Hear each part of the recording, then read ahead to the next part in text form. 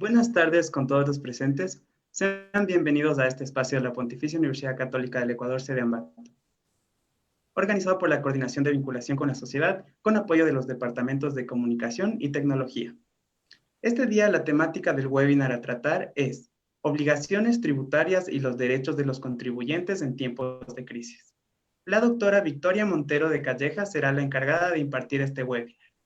Ella es expresidenta, ex vicepresidenta y actual miembro del directorio del Instituto Ecuatoriano de Derecho Tributario, secretaria de la Carta de los Derechos del Contribuyente emitida por el Instituto Latinoamericano de Derecho Tributario, doctora en jurisprudencia por la Pontificia Universidad Católica del Ecuador, autora de varias obras, en especial la obra Fiscalidad Internacional, exdirectora regional jurídica del SRI, exdirectora jurídica del Gobierno Provincial de Tungurahua, profesora universitaria y socia principal de la firma de Secretaría Tributaria Bectigal.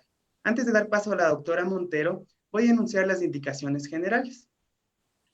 La charla tendrá una duración de 75 minutos. Posteriormente se realizará la ronda de preguntas con una duración de 45 minutos.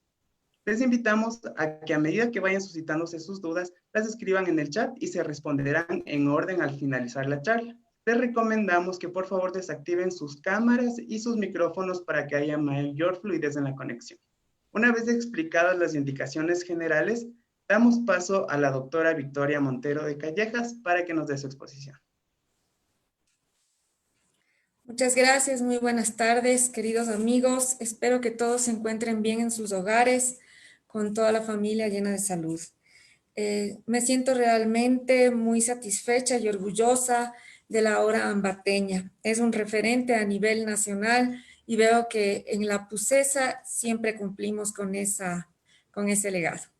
Dicho lo cual, les voy a compartir mis láminas. Vamos a hablar ahora de derecho tributario, derecho constitucional. Y cualquier pregunta, estoy a sus órdenes. Voy a apagar el video para que se pueda ver bien la exposición. Ok. Obligaciones tributarias y los derechos de los contribuyentes en tiempo de crisis. Perdón. Muy bien. ¿Cuál es la realidad ecuatoriana? Nuestra realidad ecuatoriana es que, en pocas palabras, estamos en un callejón sin salida.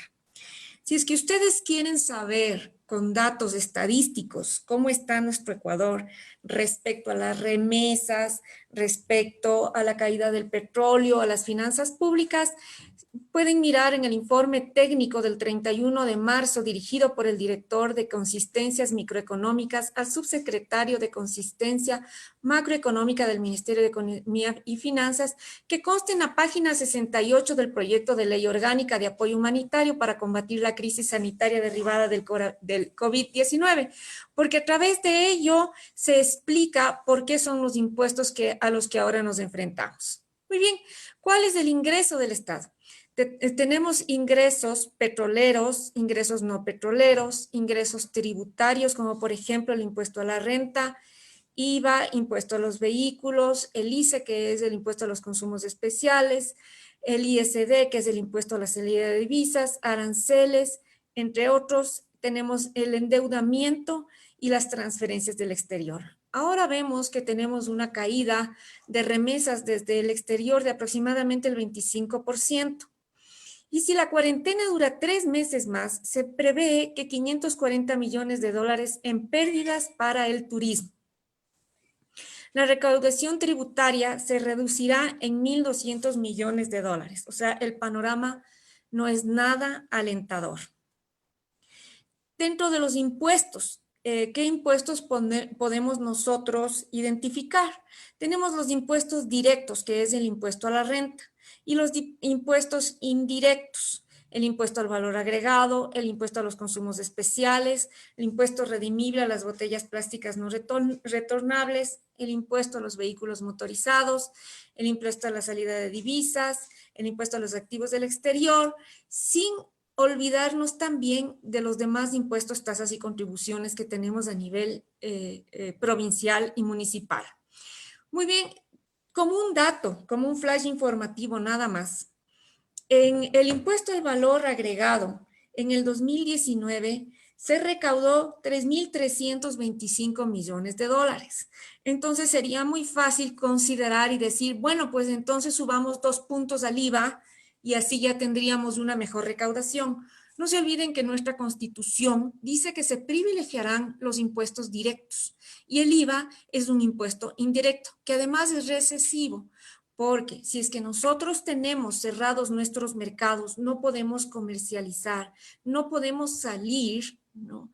¿Qué vamos a consumir? Entonces, el generar un mayor volumen del impuesto al valor agregado no nos va a dar ninguna ventaja en realidad. Vamos a hacer un poco de memoria. ¿Qué es lo que ya pasó en el 2019? No se olviden que veníamos ya de una crisis económica en el 2019. En octubre tuvimos un fenómeno especial por quitar los aranceles a la gasolina y de ahí ya tuvimos un problema grande de iliquidez. A raíz de ello apareció la Ley Orgánica de Simplicidad y Progresividad Tributaria, publicada en el Registro Oficial del 31 de diciembre del 2019 y con vigencia desde el 1 de enero del 2020. ¿Qué hubo en esa ley? Hubo algunas reformas a la ley del régimen tributario, hubo un régimen especial para microempresas, se generó los ingresos de actividades agropecuarias, ya digamos que se regularizó. Se puso un régimen impositivo para la distribución de dividendos o utilidades del que veníamos aplicando en años anteriores, ahora se cambió. Cuando uno vende o enajena sus acciones o hace transferencia de participaciones sociales, ya se tiene claro cuál es el impuesto que hay que pagar por la utilidad en la venta de estos papeles. Se eliminó el anticipo del impuesto a la renta, que era un ancla que nos venía atando desde hace muchos años atrás, y se puso la frase podrá. ¿Qué quiere decir eso? Que si la compañía decide, puede pagar el anticipo del impuesto a la renta para que al fin del año su cargo no sea mayor. Pero se eliminó y ahora es una facultad de la empresa. Y se generaron nuevas tarifas de IVA 0%. Fíjense en que a través de esta normativa tributaria ya logramos generar incentivos, se hizo ciertas rebajas. Sin embargo, todo esto estaba destinado a lograr lograr mejor empleo en el país. Y sin embargo, el decrecimiento del empleo en el Ecuador llega a cifras que en realidad nos asusta mucho, ¿no? Porque imagínense en que el Ecuador cerró en el 2019 con una cifra total de 311.134 personas desempleadas frente a 296.097 desempleados en el 2018. Esta es una cifra que nos da el INEC, ¿no? Entonces, mientras más incentivos damos para la reactivación económica, no vemos que existan tal reactivación. Y después se creó la contribución única y temporal. Vamos a ver qué es la contribución única y temporal. ¿Qué nos dice la ley? Dice que las sociedades que realicen actividades económicas y que hayan generado ingresos grabados iguales o superiores a $1 millón en el ejercicio fiscal 2018 pagarán una contribución única y temporal para los ejercicios fiscales 2020, 2021 y 2022. Esta se pagará hasta el 31 de marzo de cada año. Aplicamos la tablita de según nos encontremos en los ingresos grabados, ingresos menos gastos, ¿no? Grabados, según la tablita aplicamos la tarifa. Tenemos que pagar hasta el 31 de marzo de cada año, empezando desde el 2020, marzo del 2021 y marzo del 2022. La falta de presentación de esta contribución solidaria, única y temporal, tiene una multa de $1.500 por mes o fracción de mes que no exceda del 10% de la contribución. O sea, es una multa bastante alta. Tenemos facilidades de pago solamente por 3 meses y no puede ser utilizado como crédito tributario. El SRI, a través de la resolución 4 publicada en el suplemento del registro oficial 131 del 29 de enero del 2020, regula cómo tenía que pagarse esta contribución única y temporal. Si es que ustedes ven en la página web del Servicio de Rentas Internas, vamos a mirar que la meta de recaudación para marzo del 2020 era de $169.522.000 y se recaudó $145.055.000 solamente por esta contribución. Ahora bien, no nos olvidemos que ya era de un ejercicio económico cerrado. Esa fue una de las cargas que se hizo y se dijo las normas legales tributarias no tienen el carácter de retroactivas y por lo tanto no debió haberse grabado así. ¿Qué está haciendo el Ecuador frente al COVID-19? Ahora sí, ya sabiendo que tenemos una obligación para las sociedades que del 20, 21 y 22, vamos a ver qué más está haciendo el Ecuador frente a esta pandemia. Primero, destina recursos para paliar la crisis sanitaria. Inevitablemente, el gasto público está creciendo y seguirá incrementándose. No teníamos previsto esta pandemia. Nadie, el mundo no se imaginó, el Ecuador no se imaginó. Y en la crisis que ya veníamos teniendo, debe definitivamente de destinar mayores recursos para la ayuda a las personas que tienen este problema de salud. Solicita créditos humanitarios al FMI, ¿no? El FMI le dijo, muy bien, vamos a hacer un desembolso de tantos millones, pero no se olviden que todos los países de la región y los países del mundo en general están mirando sus ojos hacia los créditos, hacia los organismos internacionales que dan crédito. Con el riesgo país que tiene el Ecuador, es muy difícil que al Ecuador le den un tratamiento especial, o sea, le den más crédito a baja tasa. Entonces está muy limitada el acceso al crédito por parte del Ecuador. ¿Y qué otra cosa le queda? Imponer impuestos. Las fuentes de ingresos fiscales se han agotado. Ahora vamos a imponer impuestos a las personas naturales y a las sociedades en el Ecuador para ver cómo salimos de esta crisis, cómo enfrentamos esta pandemia. ¿Qué más hizo dentro de los paliativos? El SRI sacó una resolución, la primera resolución en enero del 2020, en la que amplía el plazo para la presentación de declaraciones y anexos tributarios cuya fecha de vencimiento corresponde a febrero del 2020, así como el pago de impuestos administrados por el SRI atribuibles a esas declaraciones, ¿no? O sea, solamente a las declaraciones referentes a febrero 2020. La resolución número 12 del 13 de febrero del 2020, ¿no?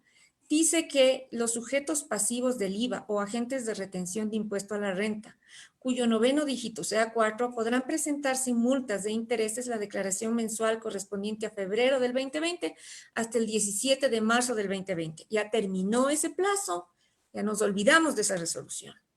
Luego dice, las personas naturales y sucesiones indivisas obligadas a declarar impuesto a la renta por el año 2019 podrán presentar su declaración sin multas ni intereses en los plazos siguientes y nos dan del 11 de marzo al 31 de marzo. No nos han hecho mayor favor porque dentro del mes de marzo las personas naturales teníamos que declarar sí que sí el impuesto a la renta. Y la presentación de anexos transaccionales simplificados, que esta no es un pago de impuestos, sino que es una información que se entrega al SRI, se prevé que se entregue desde septiembre hasta diciembre del 2020.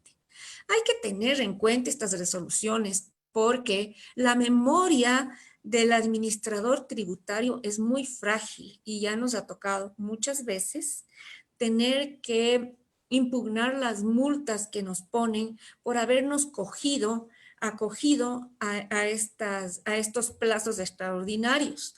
Parece que hay rotación de personal dentro de la administración o no tienen un correcto control de los plazos adicionales, pero siempre nos toca estar justificando al SRI que esa multa no nos corre porque nos acogimos a esta o tal resolución. ¿Qué más hizo el SRI? Eso es en cuanto a los términos de presentación de plazos. También nos puso retenciones en la fuente de impuesto a la renta. A través de la resolución del 12 de marzo del 2020, ¿no? Nos dice, sube las retenciones, ¿no? Del 1 al 1.75 en adquisición de muebles, de bienes muebles de naturaleza corporal, en la adquisición de bienes muebles de origen agrícola, avícola, pecuario de 1 a 1.75. Aquí está mal, perdónenme, voy a revisar eso porque al pasar se me ha ido mal. Permítame un ratito. Perdón. Los pagos o créditos en cuentas del 0 al 1%, los pagos o créditos en cuenta que no cuenten con un porcentaje específico de retención del 2 al 2.75. Y después emite recién el 22 de abril del 2020 una reformatoria a esta resolución porque se le olvidó que ya puso en el sistema, en el sistema ATS del SRI los porcentajes de retención, pero no había emitido la resolución. Entonces, aumenta los porcentajes de retención de las actividades de construcción de 1 al 1.75, de los servicios de seguros y reaseguros del 1 al 1.75, del arrendamiento mercantil del 1 al 1.75 y los servicios prestados por medios de comunicación y agencias de publicidad del 1 al 1.75. ¿Qué más hace? Amplía los plazos de pago del impuesto a la renta de microempresas. Oirán, porque esto es súper importante, porque muchos de mis clientes me han dicho, no, esos plazos son para todos los contribuyentes. No, señores, estos plazos son para microempresas, líneas aéreas, prestación de servicios turísticos de alojamiento y sector agrícola, contribuyentes con residencia en Galápagos, exportadores habituales, con más del 50% y aquellos exportadores, proveedores de exportadores habituales con un 50% más de su actividad económica. Estos son los que podrán pagar el impuesto en una sola cuota o en 6 cuotas mensuales, ¿no? Entonces sería abril, mayo, junio, julio, agosto, septiembre, hasta septiembre en 6 cuotas mensuales. También amplía la presentación de la declaración de impuesto a la renta de sociedades del ejercicio fiscal 2019. Fíjense, con esta resolución también amplía la declaración de todas las sociedades, ¿no? Con excepción de las que no tienen fines de lucro, pero nos da 3 días nada más. O sea, si usted tenía que hacer su declaración el 16 de abril del 2020, ahora tiene que hacer el 19 de abril del 2020. O sea, apenas 3 días. Y después de esta misma resolución nos da una ampliación más del plazo. Dice que todos los sujetos pasivos, no sé, alguien está con video y no me deja leer la diapositiva, ahora está bien. Dice que todos los sujetos pasivos podrán efectuar la declaración y pago del IVA del mes de marzo del 2020 en plazos que van del 20 de abril hasta el 30 de abril según el 9º dígito del RUC. Fíjense, todos los sujetos pasivos. Y es IVA, pero solamente del mes de marzo, ¿no? Hasta el 30 de abril. La reforma de la resolución 025 concede unos pocos días más de plazo para la declaración del impuesto a la renta de sociedades, que va desde el 16 de abril hasta el 30 de abril. O sea, sí, nos dieron unos par de días más, pero aparte de ello no hay. Pero no nos olvidemos que tanto en el Código Tributario, en los artículos 46 y 152, nos permite tener facilidades de pago para el impuesto a la renta. Estas facilidades de pago pueden ser, ¿no?, de 1 año, ¿no?, de 6 meses, de 8 meses, de lo que el sujeto pasivo requiera. Para ello tiene que hacer una petición razonada al Servicio de Rentas Internas, pagar el 20%, consignar el 20% y las cuotas puede pedirlas trimestrales o mensuales. Claro, es con intereses. cuando a las microempresas les dan a 6 meses sin intereses, aquí a todos los demás contribuyentes podemos tener nuestras facilidades de pago con los intereses respectivos. Además de empresas, personas naturales. En mi caso, yo solicité facilidades de pago para mi declaración de impuesto a la renta, persona natural. Me dijo el SRI sin ningún problema, ¿cuánto quieres? 6 meses, muy bien, pagué el 20%, los intereses de esos 6 meses y vamos adelante, ¿sí? No tengo de otra alternativa. Este es un tema también de mucha importancia porque nos estamos confundiendo mucho en lo que son la suspensión de términos. La resolución 22 del 16 de marzo del 2020, la directora general del SRI determinó la suspensión de términos y plazos en los procedimientos administrativos tributarios, suspensión de plazos de prescripción de la acción de cobro. Después de eso, se amplió la suspensión de plazos por 30 días más hasta el 30 de abril del 2020 y después, recién el 29 de abril del 2020, amplía la suspensión de los plazos y términos en todos los procesos administrativos tributarios y los plazos de prescripción hasta el 15 de mayo del 2020. No se trata de plazos para declaración y pago de impuestos, no señores, son suspensiones de procedimientos administrativos. El día de ahora, con mucha pena, a través del chat del Instituto Ecuatoriano de Derecho Tributario, nos acabamos de enterar que el Servicio de Rentas Internas está prosiguiendo con los cobros coactivos por deudas tributarias, indicando que estos procedimientos coactivos no son procedimientos administrativos, sino procedimientos de ejecución y como tal no están sujetos a la suspensión prevista en las resoluciones que les indico. Dicen, el Servicio de Rentas Internas dice, lo lamentamos mucho, pero nosotros seguimos con nuestro procedimiento coactivo para cobrar todas las deudas que tenemos en el SRI. Pero se olvidan de la contraparte, los derechos del contribuyente, el derecho al debido proceso, el derecho a la defensa. ¿Cómo nos podemos defender de un proceso coactivo si todavía estamos en cuarentena? Esto ya no es cuarentena, es setentena, porque ya vamos a cumplir 70 días de encierro. Entonces, en realidad, atenta contra los derechos del contribuyente este procedimiento de la administración. En todo caso, lo evidencio para que aquellas personas que estén con procedimientos coactivos tengan cuidado, no se descuiden, porque inmediatamente vendrá el bloqueo de fondos, ¿no? O prohibiciones de enajenar, prohibición de salida del país. Bueno, ahorita no tienen problema porque dudo que alguien pueda salir del país, pero sí retención de fondos. Y ustedes saben que para esta época tan difícil en la que tenemos que pagar a nuestros trabajadores, esa es nuestra prioridad, porque de nosotros dependen muchas familias. Muy bien, luego de ello, ¿qué pasa con las leyes? Ya vemos que no es factible, no es posible, no tenemos acceso a crédito, el petróleo que está en $14, 14.36, es muy probable que no se recupere al menos en este año. El Estado tiene que destinar ingentes recursos para atender la pandemia, ¿no? Y ustedes saben la cantidad de muertos que hemos tenido en el país por esta tragedia. Y claro, la única fuente de financiamiento que le queda es imponer impuestos. Yo me voy a referir al proyecto de ley orgánica de apoyo humanitario para combatir la crisis sanitaria derivada del COVID-19 que mandó el presidente de la República con el carácter de urgente. Aclaro, es un proyecto. Pasó el primer debate, está en el segundo debate, pero aún no se ha dicho la última palabra.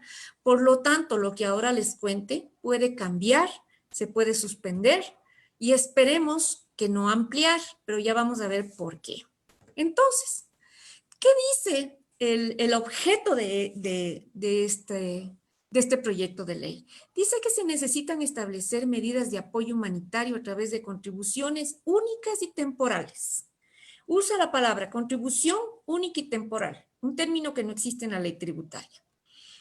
Esto permitirá generar ingresos para, primero, implementar planes y programas dentro del territorio ecuatoriano. Segundo, fomentar la reactivación económica y productiva del Ecuador. Tercero, reactivar las economías familiares, empresariales, de la economía popular y solidaria y mantener las condiciones de empleo. O sea, estos son los ejes hacia los que se va a ir toda esta contribución, que para mí es un impuesto muy claro, ¿no? Una vez que se recaude. Entonces, ¿en qué consisten estas contribuciones humanitarias temporales? Tenemos unas para personas naturales y otras para sociedades, ¿no? Primero, dice que todas las personas naturales pagarán esta contribución en 9 cuotas mensuales. ¿Qué personas naturales? Aquellas personas naturales cuyos ingresos vayan desde $720 para arriba. Se aplica una tablita, ¿no? Y de eso, dependiendo de lo que usted tenga de ingresos, va a pagar los $720 mensuales. Perdón, va a pagar el impuesto siempre que gane más allá de $720. Dice que las personas en relación de dependencia tienen que restar el 13º, 14º sueldo, las aportaciones al IES y otros beneficios sociales, ¿no? Sacado eso, ya sabemos cuál es la base imponible. El empleador se constituye en agente de retención. ¿Qué más fácil para la administración tributaria o para cualquier administración que el empleador, que es el que paga, le retenga? Y las personas naturales con actividades económicas le remite al reglamento establecer la base imponible. O sea, primero, ¿cuál es el ejercicio económico sobre el cual nos van a medir? ¿Sobre el 2020? No, sobre el 2019. Se refiere a los ingresos del ejercicio económico 2019 y como ustedes verán, la realidad del 2019 es diametralmente diferente a las del 2020. Yo dudo que alguna persona natural con una actividad empresarial independiente haya facturado algo en abril del 2020. Luego, se establece que las exoneraciones y rebajas las remite al decreto ejecutivo. Ya vamos a ver los cargos de esta ley. Insisto, es un proyecto de ley, ¿no? Esto puede cambiar en cualquier momento, depende de la asamblea y sus debates. Luego tenemos la contribución humanitaria única sobre las utilidades de las sociedades, ¿no? Y dice que las sociedades que realicen actividades económicas y que son sujetos pasivos de impuesto a la renta pagarán una contribución del 5% calculado sobre el resultado mayor entre la utilidad gravable y la utilidad disponible para distribución del año fiscal 2019, siempre que la misma haya sido igual o mayor a $1 millón. Me voy a detener un minuto. Primero, cuando el presidente de la República presentó este proyecto de ley con carácter de urgente, el año fiscal sobre el que se iban a hacer los cargos nuevamente iba a ser sobre el 2018. El Instituto Ecuatoriano de Derecho Tributario, a través de nuestra presidenta Edith de la Guerra, recogió todas las inquietudes que los tributaristas teníamos al respecto, solicitó cita en la comisión a la que fue invitada e indicó que el ejercicio económico 2018 no podía ser afectado, ni siquiera podía ser afectado el 2019, pero el 2018 era un año que no podía ser referente para el 2020. Además que la norma tributaria jamás tiene el carácter de retroactiva. Enhorabuena, en ese cargo se hizo caso al IEDT y ahora salió de la comisión que el año referente va a ser el ejercicio fiscal 2019. ¿Cómo van a pagar las empresas esta contribución? Dice que se pagará en 6 cuotas mensuales. Se sujeta a facilidades de pago por solo 3 meses. A pesar de que es una contribución humanitaria, las facilidades de pago no pueden ser más allá de 6 meses, contraviniendo el Código Tributario. sí se puede usar como crédito tributario al 20% anual a partir del año 2022. ¿Por qué? Porque el crédito tributario en el ejercicio económico, a ver, cuando presentó el presidente el proyecto de ley, dijo que este no serviría como crédito tributario, ¿no? Que ya era un gasto y se acabó. Pero la comisión consideró que si las empresas van a hacer un esfuerzo máximo para lograr pagar esta contribución, pues que sí, sería un crédito tributario del 20% anual a partir del 2022. Yo me equivoqué ahí, he puesto 2020, pero es a partir del año 2022. Y quien no pague tendrá multas de intereses por no pago, de $1,500 mensuales por no haber pagado. O sea, son unas multas supremamente altas. Claro que estas multas, dicen, no pueden superar el 10% del impuesto pagado, pero ya son multas altas. Y luego de la discusión, cuando ya salió, cuando se presentó el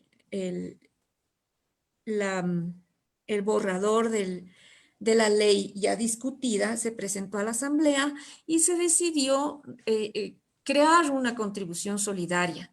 Esta puse yo como probable porque aún no se ha establecido si se va a dar o no se va a dar, pero es una contribución solidaria sobre inmuebles y acciones de sociedades residentes en paraísos fiscales y se va a gravar con el 2% del avalúo catastral y el valor patrimonial proporcional sobre las acciones, ¿no? O sea, si es que una sociedad paraíso fiscal tiene acciones, ¿no?, en el Ecuador, va a tener que pagar el 2% sobre el valor patrimonial proporcional y no existe un mínimo esfuerzo.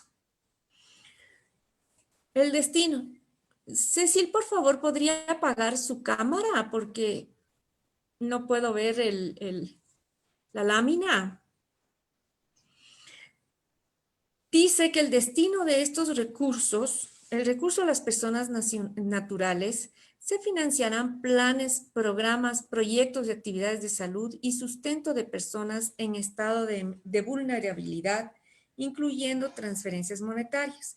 Y los recursos que se recauden de sociedades se financiarán planes, programas, proyectos y actividades cuyo objetivo sea la sostenibilidad del empleo y la reactivación productiva, dando prioridad en atención de zonas deprimidas. O sea, ya tenemos un destino de cada una de estas contribuciones. Observaciones al proyecto de ley. ¿Qué es lo que hemos visto respecto a estas normas y que el Instituto Ecuatoriano de Derecho Tributario ha hecho llegar a la Comisión Económica? Hemos dicho que el artículo 300 de la Constitución del Ecuador establece que el régimen tributario se regirá por los principios de generalidad, progresividad, eficiencia, simplicidad administrativa y retroactividad, equidad, transparencia y suficiencia recaudatoria. Se priorizarán los impuestos directos y progresivos. Y retroactividad, obviamente, ya no se puede gravar con un impuesto a un ejercicio económico pasado y cerrado. Equidad. Dentro de la equidad, considero yo que está la capacidad contributiva, que la vamos a analizar, ¿no? Y dice, se priorizarán los impuestos directos y progresivos, es decir, el impuesto a la renta. Acuérdense que el IVA no es un impuesto directo, es un impuesto indirecto. Por lo tanto, no podemos ahora priorizar, subir un porcentaje del IVA porque la Constitución nos dice priorice impuestos directos.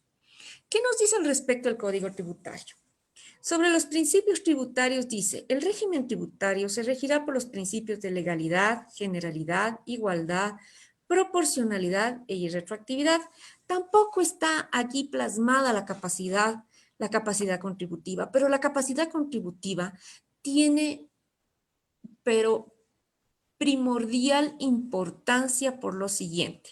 Yo solamente me voy a basar en el concepto que dio pues el doctor José Vicente Troya Jaramillo en su obra Manual de Derecho Tributario, en el que dice: principio de justicia impositiva. Este principio tiene un doble alcance. Significa que únicamente las potenciales manifestaciones directas o indirectas de riqueza pueden ser objeto de tributación y configurar los hechos generadores de obligación tributaria. Y al propio tiempo que los particulares han de contribuir de acuerdo a su capacidad económica. El primer alcance se refiere a los tributos en particular, debiéndose entender que un tributo que no toma como base una manifestación de riqueza es inconstitucional. ¿Por qué decimos esto? La Asamblea hizo un análisis de dónde está la capacidad contributiva del contribuyente. Definitivamente no lo ha hecho. Es una nueva manifestación de riqueza. Si ya tenemos un impuesto a la renta que dice que las sociedades tienen que pagar el 25% de impuesto a la renta y las personas naturales nos aplican una tabla de impuesto a la renta que va hasta el 36%, ya esa es nuestra capacidad contributiva. Ya cumplimos con la obligación de tributar por el ejercicio 2019. Incluso tuvimos que pedir facilidades de pago para pagar ese impuesto, ¿no? Voy a poner un ejemplo. Una persona que haya ganado 2 juicios en calidad de abogado en el 2019, ¿no? Y facturó $60,000, 30,000 por cada juicio. Le fue súper bien, ¿no? Ok, facturó, declaró, le hicieron unas retenciones, pero todavía no le pagan. Podría ser que en el 2020 se demoren en pagar, porque la capacidad adquisitiva de la gente y de las empresas está muy disminuida. No tienen negocio, muchas de ellas no pueden exportar. O sea, realmente es un problema. Y resulta que ya pagamos el impuesto respecto a esa facturación, pero en el ejercicio económico 2020 no podemos facturar ni el 30% de lo que se facturó en el 2019. Y sin embargo, ya nos piden una contribución solidaria sobre el ingreso neto del 2019. Entonces, yo no tengo capacidad contributiva para pagar eso, porque lo primero que tengo que hacer es justificar mis gastos, es decir, comida, alimentación, vestimenta, arrendamiento, que es vivienda, educación de mis hijos, y después de cumplir con todo ello, tengo que ver cuánto me queda. Sobre esa ganancia es sobre lo que yo puedo aplicar un impuesto.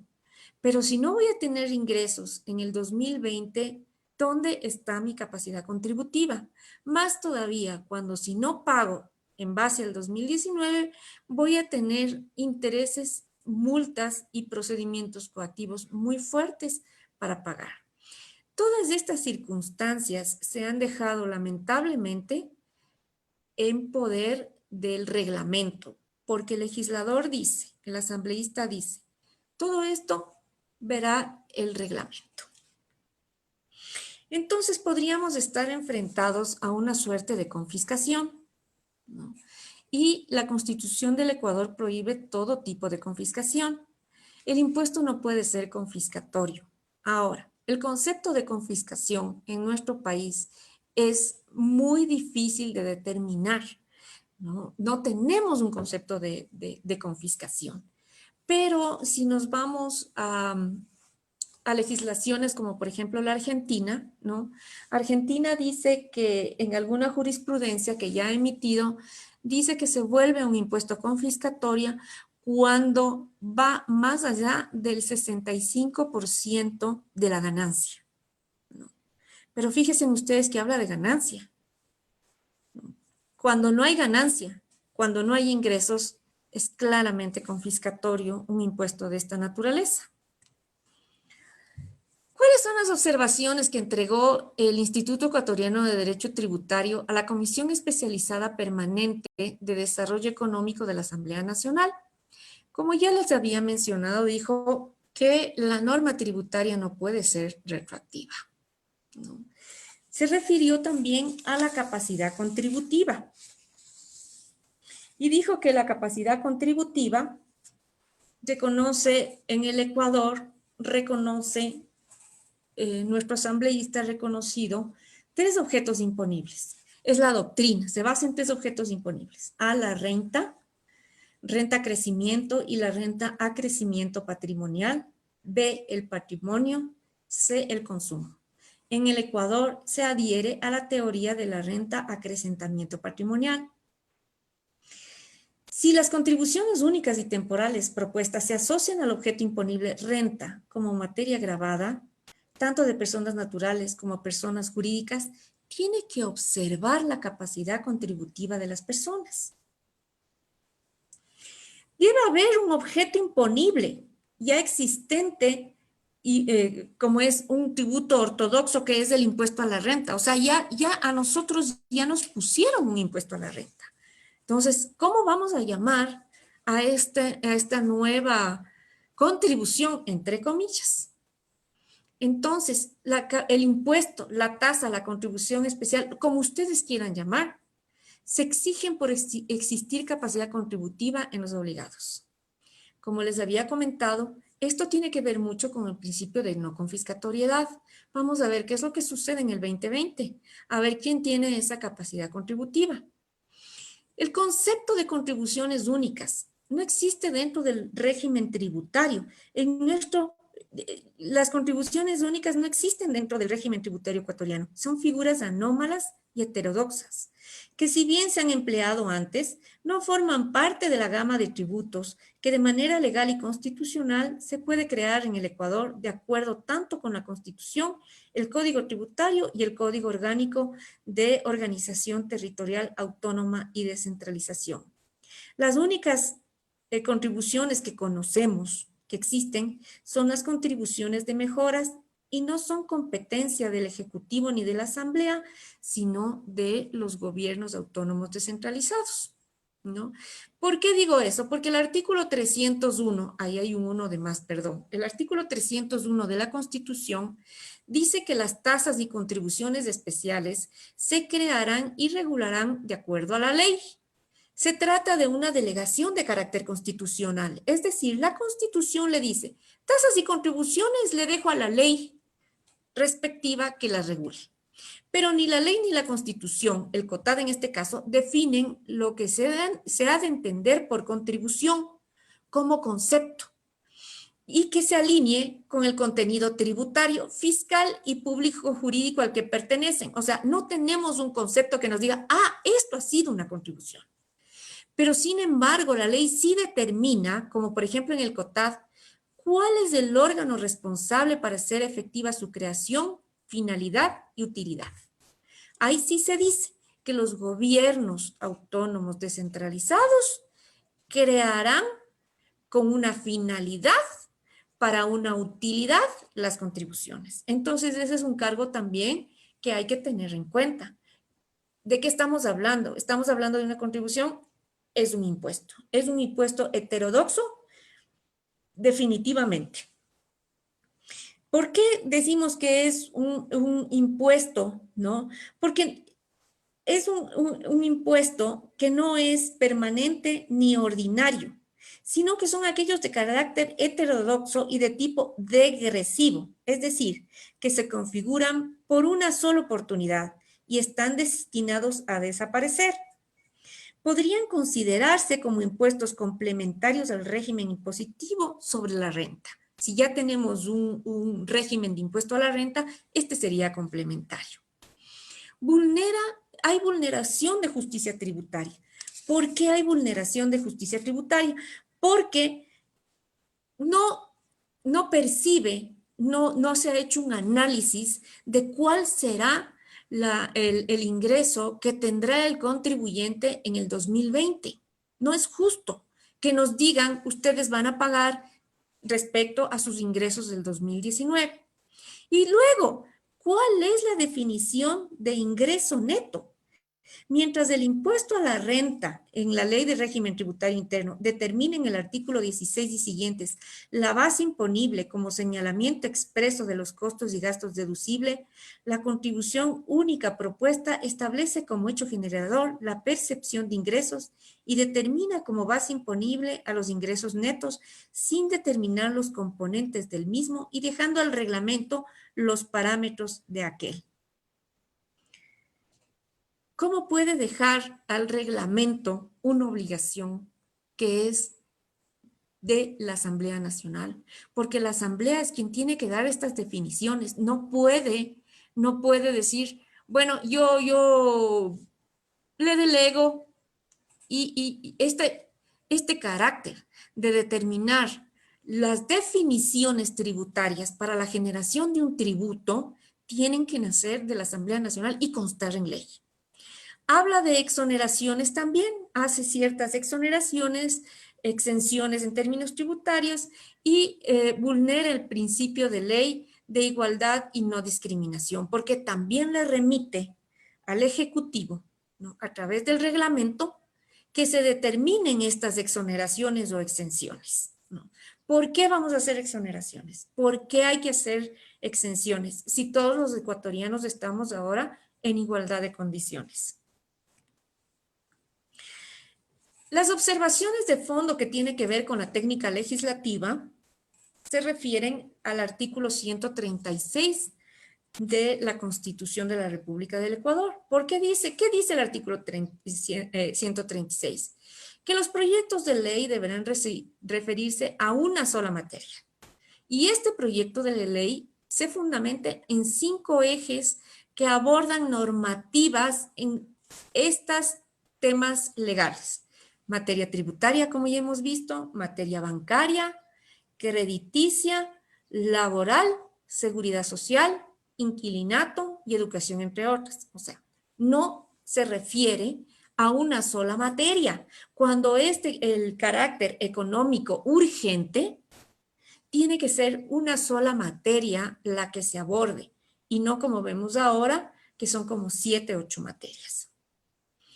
Respecto a la nueva contribución sobre inmuebles y acciones de sociedades residentes en paraísos fiscales del 2% del avalúo catastral y el valor patrimonial proporcional que ha sido incluido por la Asamblea luego del texto del primer debate, tiene que ver con la reserva de ley prevista en el artículo 301 de la Constitución, que prevé que solo por iniciativa de la función ejecutiva puede establecerse, modificarse, exonerar o extinguir impuestos.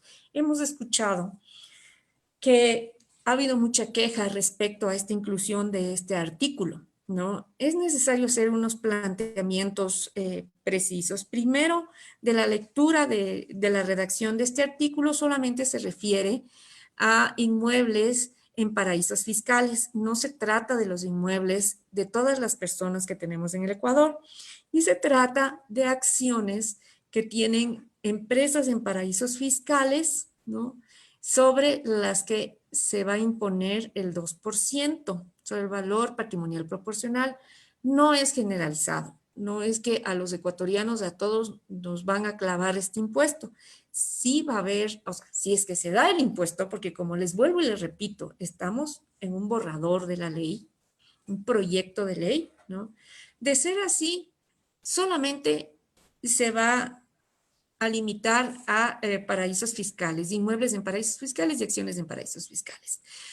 El cargo más importante que yo he escuchado a través de la radio de algunos detractores es que no cumple con el artículo 301 de la Constitución, que solo por iniciativa de la función ejecutiva, solo el presidente de la República puede emitir un proyecto de ley con carácter tributario. Ese es el cargo que se hace a esta nueva inclusión y he escuchado a algún legislador que dice es que no se trata de impuestos. El presidente tiene esa facultad para establecer impuestos y la Asamblea, esta es una contribución, por lo tanto la Asamblea sí tiene capacidad para hacerlo. Está planteado el debate y yo creo que este tiene un fondo muy importante. Sin embargo, vamos a ver si es que se da o no se da este impuesto y que después, al final, me voy a volver a referir, porque es necesario entenderle bien cuál es la figura de paraísos fiscales. Ahora bien, ¿cómo cierra el servicio de renta? Vaya, estoy con el servicio de rentas internas en la cabeza. Es que me ha dado muchas iras saber que los juicios coactivos siguen en viento en popa. ¿Cómo cierra el Instituto Ecuatoriano de Derecho Tributario la alegación respecto a las observaciones de la ley? Y dice lo siguiente: si bien es cierto, todos los ciudadanos estamos obligados a contribuir con el sostenimiento del gasto público, también es cierto que dicha contribución debe requerirse por parte del Estado, garantizando el cumplimiento de los principios de justicia impositiva. Los tributos que el sistema tributario cree o modifique deben respetar la capacidad contributiva, garantizando la aplicación irrestricta de los principios de legalidad, progresividad y retroactividad y no confiscación. Estamos clarísimos, señores, que ahora, de donde sea, nos va a tocar contribuir para la catástrofe que está viviendo nuestro país. No decimos lo contrario, estamos conscientes de que nos exigen y para nosotros tenemos que hacerlo, este esfuerzo muy grande, ¿no? Yo le comentaba a mi esposo hace par de días que enhorabuena, ya acabo de pagar un crédito en el banco para ese mismo flujo, destinarlo para el pago del impuesto, porque no me va a quedar de otra manera.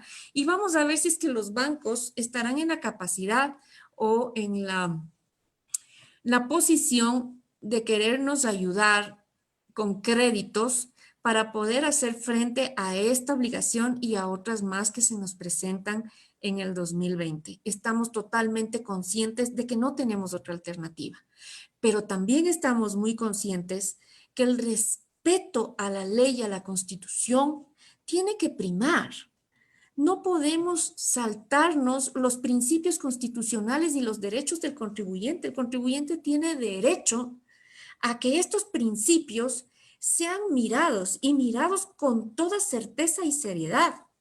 No podemos seguir permitiendo que la Asamblea no haga el más mínimo análisis de dónde está la capacidad contributiva, sino que lo más fácil es empleados en relación de dependencia van a pagar tanto, ¿no? Y las empresas tanto, y quienes estamos en actividades liberales, tanto, punto, se acabó. Ustedes verán cómo se las arreglan, ¿no? Entonces, es una situación complicada.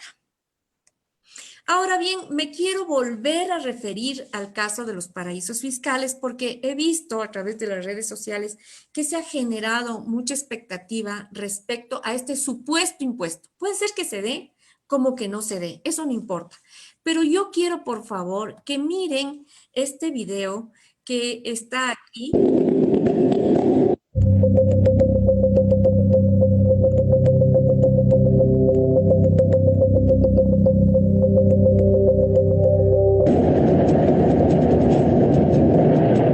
Fraude y evasión fiscal.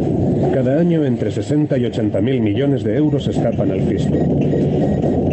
Gracias al fichero HSBC, el Ministerio de Economía y Finanzas francés quizás pueda recuperar algunas. Este es el caso de Amazon, ¿no? Ahí está la página web en la que ustedes pueden mirar. Es un caso supremamente interesante, ¿no? Y que puede ilustrarles de manera muy objetiva de qué tratan los paraísos fiscales y las offshore. Ahora que estamos con un poco de tiempo, les convido a que revisen esta presentación que les va a abrir muchos ojos respecto a de lo que en realidad se trata. Les dejo tarea. Muy bien. Yo digo, ¿no? Esto ya es cosecha personal mía. Y digo, bueno, ya sabemos que tenemos que esforzarnos y que nos toca pues hacer ¿qué digo? Un esfuerzo, valga la redundancia, y un sacrificio muy grande.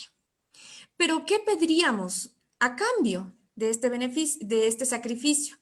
Yo es que he esquematizado algunas cosas que para mí en mi vida profesional como asesora empresarial y asesora tributaria, he visto que nos está sucediendo. Primero, la regulación de multas. Ustedes han de saber que las multas son en todo estamento administrativo. Yo digo que cuando una institución pública requiere fondos para pagar la nómina, sale a sancionar a los contribuyentes. Es increíble, señores, la cantidad de multas a los que estamos sujetos, en realidad, por infracciones que no ameritan, ¿no? ¿Cuál es el criterio de la multa? La base de la multa es evitar que el contribuyente o el sujeto pasivo le sea más fácil evadir que cumplir. Por eso es que la multa tiene que tener una regularización tan alta, un valor tan alto, que el contribuyente o el sujeto pasivo no diga, no, yo prefiero, si hay que hacer eso, prefiero la multa. Pero esa consideración jurídica de la multa tiene que verse en condiciones normales de una actividad económica. Ahora estamos en condiciones anómalas, ¿no? Ahora sí tenemos que ver la intención del sujeto pasivo y del contribuyente. Quiero en realidad no cumplir con la norma, o no puedo porque no tengo trabajo, o no puedo porque no he podido exportar, o no puedo porque no he podido cobrar las deudas, ¿no? Entonces yo creo que una flexibilidad y rebaja en todas las entidades administrativas sería supremamente importante en beneficio de los ecuatorianos. No digo que se supriman, no, que se racionalicen. Porque si es que ustedes ven, casi todas las multas van de un salario básico para arriba, y un salario básico es el salario de un trabajador nuestro. Entonces yo sí creo que podemos llegar a un acuerdo respecto a la flexibilidad y rebajas de multas, ¿no? La eficiencia en los procesos administrativos, superintendencia de compañías. Ahora es indispensable que la superintendencia de compañías se convierta en un aliado del empresario, ¿no? Basta de todas esas trabas que ponen las instituciones públicas, que si yo quiero hacer un trámite, en ese trámite me demoro 3 años porque el funcionario a cargo me revisa la contabilidad desde 8 años atrás. Por favor, ya tenemos que pensar de otra manera. El empresario no es el enemigo, necesita ayuda. Servicio de rentas internas, devolución de impuestos ágiles, ¿no? Nosotros vemos que el servicio de rentas internas nos puede ayudar muchísimo cuando nosotros presentamos nuestras peticiones de devolución de impuestos, ¿no? Servicio de rentas internas se toma sus 6 meses, los 120 días hábiles para atendernos, y dentro de esos 120 días hábiles, nos pide toda la contabilidad. Por favor, un poco más de flexibilidad, un poco más de ayuda al contribuyente.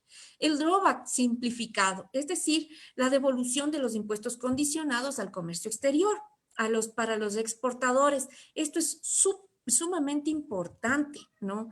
Se dice que es más difícil acceder a los incentivos tributarios por todas las trabas que nos ponen los administradores, ¿no? Para poder en verdad tener esos incentivos tributarios. Es el momento de simplificarlos. La certeza de los actos de determinación tributaria, ¿no? Ya necesitamos profesionales tributarios formados y con experiencia, ¿no? Que no nos hagan que vayamos a procesos de impugnación en las determinaciones, sino que nos den certeza de la norma. La norma dice esto, apliquemos ello. Y si no estamos de acuerdo con la carga, con la glosa, ¿no? Que asistan al contribuyente, que nos permitan conversar, que haya flexibilidad, a ver, ¿por qué tenemos los provincianos que solicitar entrevistas con la directora general del Servicio de Rentas Internas para ser escuchados, cuando en las provincias se pueden solucionar con criterio jurídico? Eso es lo que solicitamos. La asistencia al contribuyente. Yo no sé si es que ustedes han tratado de llamar al Servicio de Rentas Internas para pedir alguna asesoría. Ahora que estábamos en las declaraciones de impuesto a la renta de personas jurídicas en el mes de abril, en realidad nuestros contribuyentes nos llamaban, nuestros clientes nos llamaban y nos decían, es imposible, no hay quien atienda en los servicios de rentas internas del país, ¿no? O sea, estamos en época de crisis, no podemos salir de las casas y no tenemos un teléfono, un asistente que atienda al contribuyente. Eso necesitamos cambiar, es importante. Facilidades de pago.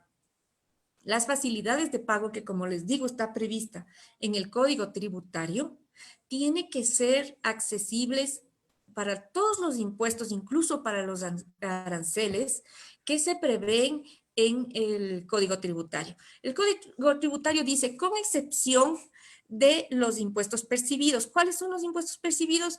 IVA, retenciones y rentas retenciones, porque eso no nos pertenece. Eso es del Estado, en verdad. Pero de todos los otros impuestos, incluso de los impuestos actuales que se están poniendo, tiene que haber facilidades de pago. Y por último, los gobiernos provinciales y municipales deben destinar menos recursos a publicidad y promoción. Y ya no podemos permitir que se gasten esos ingentes recursos en publicitar a tal o cual gobierno provincial. Es necesario hacer un alto del gasto, ¿no? Y lograr y preocuparse de asistir y educar a la población para que puedan enfrentar la pandemia, porque esto va a seguir adelante. Necesitamos que nuestra gente sepa convivir con la pandemia, con el COVID-virus, ¿no? Y pueda cuidarse. Y esto solamente puede hacerse a través de los gobiernos municipales. Y para que ya podamos reactivarnos y puedan salir con tranquilidad a hacer sus actividades comerciales. Pero si no enseñamos a nuestra gente, si insistimos en que la cuarentena tiene que durar más tiempo, aquellas personas que viven del comercio, que viven del día a día, ¿cómo les vamos a ayudar a sobrevivir? Entonces, yo creería que estas son unas pocas recomendaciones que se me ha ocurrido para poderles ayudar en contraprestación de nuestro esfuerzo. Hasta aquí mi presentación, estimados amigos. Estaré dispuesta a contestar las preguntas. No sé si es que hay preguntas. Vamos a ver dónde son las preguntas. Acá debe estar, chat. Ya. Vamos a ver qué nos dicen las preguntas.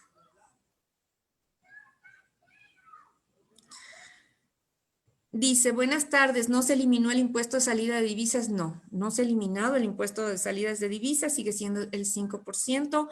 Hay unos casos en los que se ha previsto el no pago, como por ejemplo, cuando se trata de educación, ¿no? Usted puede, dentro de las condiciones previstas en la ley y en el reglamento, evitar el pago del impuesto a la salida de divisas. Dicen, si es posible la presentación, con mucho gusto. Dice, mediante resolución, el SRI eliminó las retenciones de las actividades de la construcción, seguros y otras más. ¿Podría ampliar este tema? Sí, vamos viendo. Tenemos la resolución 20 del 12 de marzo del 2020. Es la resolución NAC DGERCG C20 000020 del 12 de marzo del 2020 de la directora general del SRI. Esa es la primera resolución del 12 de marzo en la que se imponen las retenciones. Y después actualizó esa retención y la amplió. A ver, déjeme mirar en el... No tengo a la mano la resolución, pero está en el... Tenemos en la presentación que ya le dejo. Ahí está que amplió en el mes de abril las retenciones. Puede chequearle en la presentación el número de la resolución. Dice, ¿podría explicar las autorretenciones de impuesto a la renta y su utilización, el SRI no va a realizar los procesos administrativos hasta que pase el estado de excepción o hasta que superemos el virus. Ya, la autorretención, o sea, tenemos autorretención cuando se trata de IVA, importación de servicios. No sé si a eso se refiere, porque cuando usted hace una importación de un servicio del exterior, cuando se trata de un bien, el rato de sacar de aduanas, ahí se hace la retención de IVA de IVA. Pero la autorretención se hace cuando usted importa un servicio grabado con IVA, usted mismo tiene que declarar ese IVA. Y de ahí la retención a la que se refiere la norma legal es a la que hacen las personas jurídicas o las personas obligadas a llevar contabilidad cuando pagan bienes o servicios grabados con una tarifa de impuesto a la renta. La utilidad es que el Estado, a través de esas retenciones, se nutre rápidamente de dinero y le sirve para su presupuesto. Le dice, el SRI no va a realizar los procesos administrativos hasta que pase el estado de excepción o hasta que superemos el virus. Ya. La última resolución de la Administración Tributaria ha ampliado los plazos hasta finales del mes de mayo, me parece, o abril. Les dejo también en la plantilla. Ahí está. Y se suspenden todos los trámites administrativos, o sea, los plazos. Supongamos que yo, antes de entrar a la cuarentena, hice un reclamo de impuesto a la renta, ¿no? Presenté el reclamo de impuesto a la renta. El Servicio de Rentas Internas, como les comentaba, tiene 120 días hábiles para pronunciarse sobre esa devolución. En vista de que entramos a esta cuarentena, se suspendieron esos plazos y por lo tanto no corren los 120 días. Correrán los 120 días una vez que se levante, se cumplan los 30 días adicionales que ha previsto la Administración Tributaria para la suspensión de plazos. Pero como les digo, vuelvo y repito, esta suspensión de plazos lamentablemente veo que no sucede respecto a los juicios coactivos. Dice, ¿podría explicar? Ahí está. Pedimos de manera más comedida a los personajes de ya. Sus cámaras, veamos qué más tenemos. Dice, entonces, ¿cuánto más o menos nos costará la recaudación este año? Esa es la pregunta del millón, ¿no? Hay que ver cuánto recibió usted de ingreso neto del año 2019 y aplicar la tabla que tiene prevista el proyecto de ley. La verdad es que no sabemos aún hasta que no salga la ley aprobada. Todos son especulaciones nada más. Dice, ¿qué va a suceder con los trabajadores que ya sufren una reducción de sueldo por parte de sus empleadores? ¿Cómo se va a calcular y pagar? Esa es una realidad que está viviendo ahora el Ecuador. En muchas empresas se ha visto una reducción conservadora del 25% del sueldo o salario, ¿no? Seguramente todo eso, como está ahora previsto en el proyecto de ley, se regulará a través de la resolución, ¿no? Y esa resolución hace el presidente de la República. Ese es el cargo que nosotros decimos, ¿cómo es posible que una materia tan difícil como son las exenciones, rebajas, exoneraciones, se deje a cargo de un reglamento? Tiene que ser la ley quien especifique qué va a suceder con esos trabajadores. Ellos definitivamente no van a tener la capacidad contributiva para pagar esos cargos tributarios. Pero vamos a ver cómo sale la ley. Dice, ¿por qué la condonación de deudas a grandes grupos empresariales y financieros y a personas naturales perdonan nada? Y a las personas naturales no perdonan nada. A ver, la ley que hubo, la última ley que tuvimos de condonación de deudas tributarias fue para todos los sujetos pasivos, personas naturales y personas jurídicas. No es un buen principio exonerar, porque, por ejemplo, para las personas que somos cumplidoras de la ley, las que no tenemos ningún proceso coactivo en marcha, nos es totalmente injusto. ¿no? Porque a nosotros no nos condonan nada. Siempre estamos con, al día, haciendo los esfuerzos que sea, poniendo la tarjeta de crédito para pagar los impuestos, pero a los deudores que sí están en deuda con el Estado, les condonan lo que a nosotros no. Es injusto, por supuesto que sí. Ningún tema de condonación es generalizado. Es muy injusto, por eso no es bueno esa política tributaria. Dice, ¿cuál es el procedimiento establecido para los empleados como agentes de recaudación? A ver, no entiendo mucho la pregunta, pero me parece que cómo les van a hacer la retención a los empleados del sueldo y salario.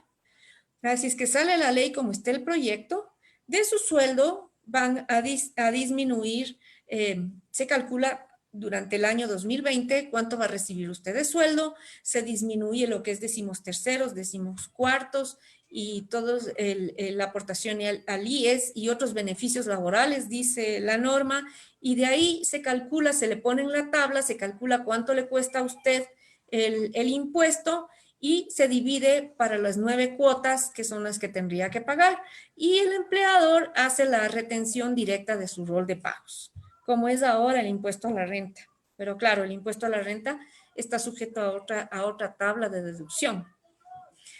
Hasta el 2000, o sea, hasta este año, las personas naturales cuyos ingresos superaban los $11,200 pagaban impuesto a la renta. Ahora dice que vamos a hacer desde las personas que reciban $760. Entonces, hay que ver eso en realidad, a cuánto asciende y cómo mismo va a salir la ley. Insisto, estamos hablando de un proyecto, pero esas son las condiciones que se han previsto hasta ahora. Estoy buscando la resolución respectiva respecto al ingreso gravable. Ya les dejo ahora mismo junto con el material. Dicen, condonación de deudas. ¿El valor que se pague será crédito tributario para las personas naturales o un gasto deducible? Hasta ahora, solamente para las personas jurídicas será un gasto, será un crédito tributario que será amortizado en 5 años a partir del 2022. Las personas naturales no tenemos ese beneficio. Va a ser un gasto no deducible. Creo que esas han sido todas las preguntas que me han presentado. Dejo ahora mismo a ver, veamos si es que hay alguna más. Impuesto a las salidas. Quiero pasarme un minutito, si me permiten. Me voy a pasar a la presentación porque está reiterada la pregunta de las retenciones. Déjenme ver cómo es lo que puedo hacer. Un minutito.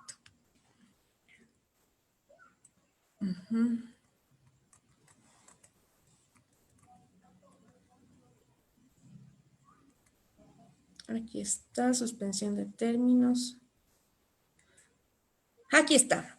Esta es en la resolución número 30 del 22 de abril del 2020, el Servicio de Rentas Internas reformó la resolución 78 y dice, impuesto, retención, actividades de construcción de obra material inmuebles, urbanización, localización o actividades similares.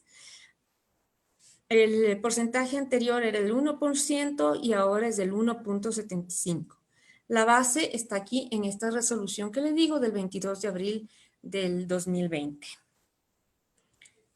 Creo que no existen más preguntas, no sé. Déjenme mirar. ¿Ya? Sí, esas creo que son todas las preguntas por mi parte. Ya, por mi parte les agradezco mucho la asistencia a este seminario. Estoy a sus órdenes, todo el material quedará en manos de la PUCESA y espero que les haya servido de mucho. Y no se olviden de ver, por favor, el video que les he dejado de personas de offshore o paraísos fiscales.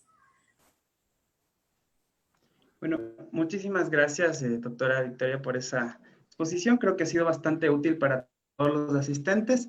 Bueno, antes de finalizar, les invito a todos los asistentes que por favor nos colaboren respondiendo la encuesta que les va a salir en este momento en sus pantallas y después procederemos al cierre del evento como tal. En este momento les debe salir la encuesta. Por favor, ayúdennos contestándola para que nosotros podamos seguir haciendo esta clase de actividades que sean en beneficio de la comunidad universitaria y de la sociedad en general.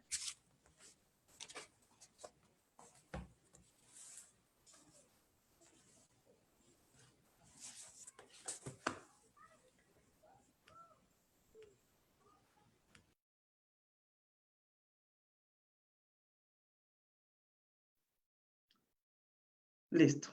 Bueno, agradeciendo una vez más a la doctora Victoria Montero. Esta información espero que haya sido de utilidad para todos ustedes, los asistentes. Este evento ha sido creado como una parte que beneficia a la Universidad, la Pontificia Universidad Católica del Ecuador, sede Ambato, para la sociedad, organizado por la Coordinación de Vinculación con la Sociedad y con el apoyo de los departamentos de Comunicación y Tecnologías. Queremos recordarles que estamos con inscripciones abiertas en la universidad para todo lo que es pregrado y posgrado. Pueden tener más información en la página www.pusesa.edu.es y en cualquiera de nuestras redes sociales.